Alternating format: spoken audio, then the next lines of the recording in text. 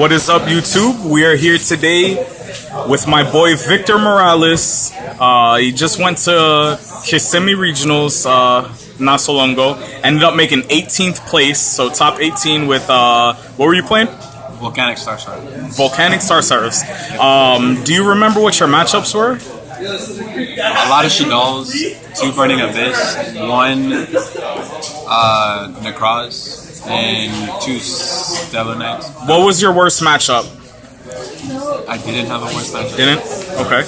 Is that just due to like the draw power of the deck because you just always have answers for everything? Yeah, it's just like whenever something isn't doing anything, you can just get rid of it with Magic Planner, or everything, even though it's dead, has a purpose. Okay, so we're gonna see the deck profile now, so just take it away and what are you gonna start with, the monsters? Yeah. Alright. So pretty much it's 3 Volcanic Rocket. He's, the Stratos of the deck, searches out the trap card, which gives you all the synergy for the deck. 3 Volcanic Shell, ammunition for the trap card to draw your cards. The main card to white boards, Volcanic Scattershot, destroys all your opponent's monsters and it hits them for a lot of damage in their life. It's really good. And then the 1 Royal Firestorm Guard to recycle your scatter shots anytime that you need it. Okay. And that is all the Volcanics. Okay. Yeah, it's pretty much all the Volcanic stuff. And then there were the supporter cards, the 2 Summoner Monk. It's really good to start off your turn, like if you open up the trap card or if you open up, just good support. You can summon the rocket to get the trap card, go into the Lava Chain, and then dump the shell to graveyard, add it, and then you have ammunition in order to start doing your stuff. Okay. And then a second engine that's in the deck is the Star Seraphs.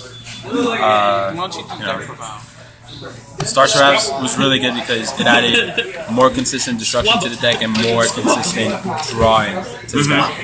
And another combo that you could do was, summon a monk into the Scepter, search your Scepter, your Sovereign.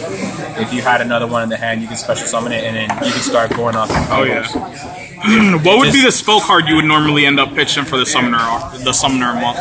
It's always going to be either Duality or Upstart Goblin. Okay.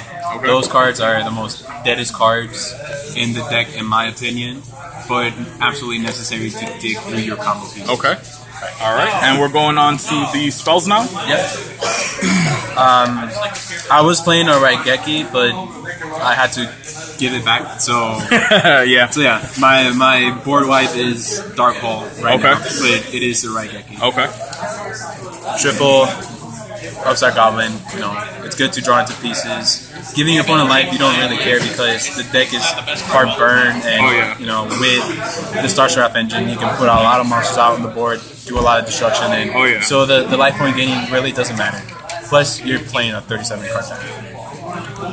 3-Pot of Duality, again, absolutely necessary to dig through your deck for missing pieces or anything that you might use, and then when you have a combo, then you can just pitch it for Summoner Monk. Okay.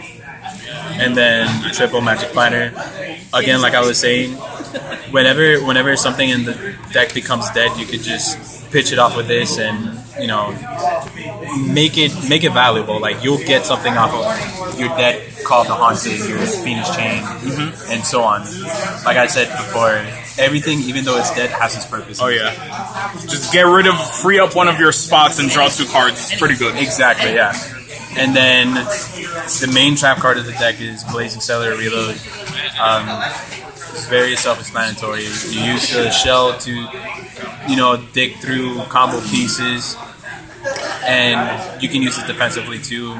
During other players' man phase, you can banish it from the graveyard to send Volcanic Scattershot to the graveyard, and then use that as a Raigeki, board wipe, and then do some burn damage. It's pretty really cool. You can just dump the shell on your opponent's turn, right, to draw the card, then draw for turn, and then dump another, add the shell, dump another shell. Okay, yeah. Yeah, and that's pretty much the usage of this card. And, a lot of people, sometimes it's just, really hard to respond to it. Like, if you activate this card, they'll kind of, want to Typhoon it, but then they're kind of stuck in that decision. Oh, Either yeah. let me draw, or I will clear your board. Yeah. It's kind of like a, you know. Then I was playing 2 breakthrough skills. I just needed some negation. Also, I was playing 3 Fiendish Chains, but I made a cut to put Trap Trick Chapel Nightmare.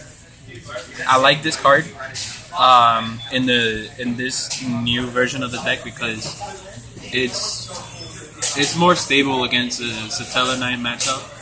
You know, whenever their Altair wanted to special summon something, and instead of it being the Fiendish Chain, negating it, and then they could overlay it to something, then they lost a monster, and then, you know, that Altair is vulnerable to a rocket or a Deception. Gotcha. Also, it's good against the Necros matchup And whenever it's they want to ulti. summon something. Yeah, and it's all. Then 2 Call the Haunted, bring back Scepter, activate your Sovereign from the hand, bring back Volcanic Rocket, bring back... So Rocket gets his effect off of that when he's special, then, right? Okay. Rocket gets his effect whenever he summons. So Okay. Flip summon, normal summon, special summon, Okay, cool. pendulum summon, and Yeah. I don't know any other way. 1 copy of Silent Morning just to disrupt, you know, bigger plays. Like, Oh, yeah. the deck kind of has an issue against big monsters unless my Volcanic Scatter Shot is live. It should always be live, but just in case, you gotta stop. You gotta stop summons. And do 1 copy of Vanity's Emptiness. This card does not affect me at all. I will do most of my plays by, you know, setting up the rocket, you know, doing the trap card, drawing my cards. If I need to disrupt your play, then yes, I'll activate Vanity's Emptiness. It won't hurt me because I can just get rid of it with the Magic Planner, so I Yeah. can continue with, like, if I want to do my Star Seraph play, I'll use Magic Planner, get rid of this card, draw 2 cards, and now I can special summon and, you know, do more damage. Alright, and that's pretty much That was for the main deck? Yeah. And that was a 40 card main deck? Or 40 card, yeah. 40? Okay. And now let's move on to the extra deck. Now the extra deck was 2 copies of Satellanite Del Toro's. Very important card because of the Scepter Sovereign play. It's really good. This is what the deck needed, more destruction, but he makes it so your opponent can't respond to it, so it's more effective and lets you draw a card. It just made the deck a lot more consistent. I was playing 1 Pathalamus. I saw other deck lists that were playing more Pathalamus, but honestly, I hate this card. Never used it. Never used the effect. I couldn't get a Pleiades, so I guess that's why I hate this card. Okay. I was playing 2 Constellar Knight Diamond in the place of 1 Diamond and 1 Pleiades. But now in this case, I changed it and I'm playing 1 Diamond and 1 Tiras. Okay. I like the Tiras because, you know, can't Pop be shit. destroyed. Yeah, they pop shit, and then whenever your opponent, especially against a mirror match. Oh, yeah. I found that this card in the mirror match is very good because you're always vulnerable to Volcanic Scatter Shot. And, you know, this is, you know, a good answer to that. Right.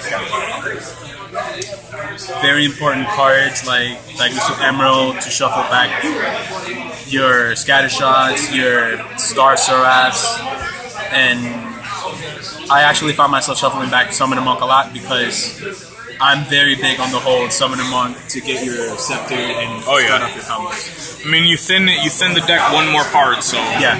Then Bavavo Chain starts a lot of combos. You can put the Seraph pieces on top of your deck to draw them. You can combo it out with a trap card to pretty much draw out any monster you want. Or if you have this on board and you have the Scepter and the Sovereign, you can summon the Star Seraphs and combo it out so you draw first the monster and then search. And it adds more combos to the deck. Okay. Got Cowboy for extra burn, Ragnar Zero against probably what might be the most difficult matchup was Cliffworks. I didn't run into any Cliffworks, but this guy, it's more power, more destruction. Okay. Abyss Draws more Dweller. cards. Abyss Dweller came in handy against the Burning Abyss matchups and the Shaddoll matchups. I would assume that's pretty good in the mirror match too to stop the scatter shots and To everything. stop the scatter shot, yeah, it's very needed. I played Castell and 101 to get over those problem big monsters that your opponent might be able to get. Yeah, and also this was my main tool to get over Royal Decree. As you see, I don't main the Mystical Space Typhoon, so whenever I needed to get rid of a Royal Decree, I would use my Castell to do it. Then I played a Kerriganon to kind of, again, disrupt more of my opponent's plays. Like, if they want to Typhoon me, then, you know, I can just make it backfire. Oh, yeah. It's really important in the mirror match because it plays a lot of Phoenix Chains, a lot of, you know, deciding into Typhoon, and stuff like that. So it's very important in the mirror match. Right. And then I played Berserk. It was good against the Tellarknights, Shaddolls, Necroz, and the mirror match. Get rid of their scatter shots, you got rid of their main way of destroying. And then I played Evil Swarm and Road Bros. He was really good to pretty much... He was a bigger beater than anything else on the board always. Got rid of cards with the Scepter, get rid of cards from the hand, the field, and the graveyard. So Ouroboros was clearly the best choice. I was going to play the Masquerade, but this guy was really good because he got cards out of my opponent's graveyard. Oh, yeah. And He's a real utility guy. Dump one from the hand, compose something, and banish one from the grave. Yeah, plus, actually, against the Necross player, he had his Trishula, and I summoned my Ouroboros, and my Ouroboros had his Trishula. So it's kind of like adding salt to the wound. Yeah. I like Ouroboros. And then the side deck actually changed a lot. I put 2 Light Imprisoning Mirrors. I was also playing 2 Shadow Imprisoning Mirrors. I kind of deemed it unnecessary. The deck kind of has a really good matchup against the dark decks. 2 Fairy Wind to get rid of, you know, Pendulums or Floodgates. I played 1 copy of Flying Sea. I didn't honestly think it was absolutely necessary, but in the one instance where I did need it against one of the 2 Satellarknight players that I played, I ended up drawing it, and I used it, and they lost because they couldn't go into trigger. Right. I played 2 Shared Rides, pretty much against anything that searches. It's actually really good against the mirror match, believe it or not, and you know, good against Necroz. Played 3 Mystical Space Typhoon. I don't main it because Necroz is the big thing. Shaddolls was actually being played a lot in that regionals. That was the biggest matchup that I had. They don't really play much back row. I know the format kind of like deviated away from the whole Danko Seko Shaddol thing, but still, they still don't play that much back row. I played Triple Maxi. It's good against pretty much all the above mentioned decks because they spam a lot of special summon, and they kind of want to think twice because the more they let me draw, the greater the chances of me drawing into Volcanic Scattershot. Oh, if yeah. 9 times out of 10, I have the trap card on the field, or it's in the graveyard. So don't let me draw into the Volcanic. And then another change I made to my side deck was Artifact Landtail. I didn't get to play against too many Necroz, and I didn't get to play against any Ritual Beast, but this card is really good disruption against those decks. Oh, yeah. I played against one of my friends in my locals, and he was playing Necroz. It honestly came down to me having both Lances out on him because he couldn't banish any mirrors from his graveyard, and he couldn't banish the Sherit from the graveyard to summon the Trishula to banish the card. So honestly, this card is really strong. Yeah. Yeah, I completely agree. Especially you do it on a play where with the Ritual Beast when they're gonna go into one of those one of their fusions, and it just really just shuts down their entire play. Yeah, especially that big new guy they have. Oh, yeah. Gaia Pelio. Yeah. All right. So yeah, I just wanna give you a quick little shout out. Congrats on going top 18 at Kissimmee Regionals. Thank you for the lovely deck profile. I'm sure everybody will enjoy. And don't forget to like and subscribe for weekly Yu-Gi-Oh videos, guys. Peace out.